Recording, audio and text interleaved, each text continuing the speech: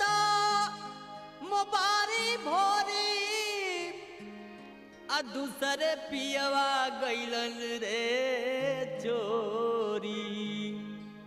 अरे सखिया रे तीसरे बिरह से देगिया मातलिए राम।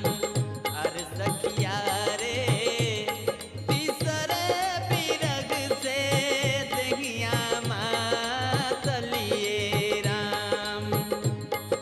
एक तो वो मारी भोरी दूसरे पिया के चोरी। अरे सखिया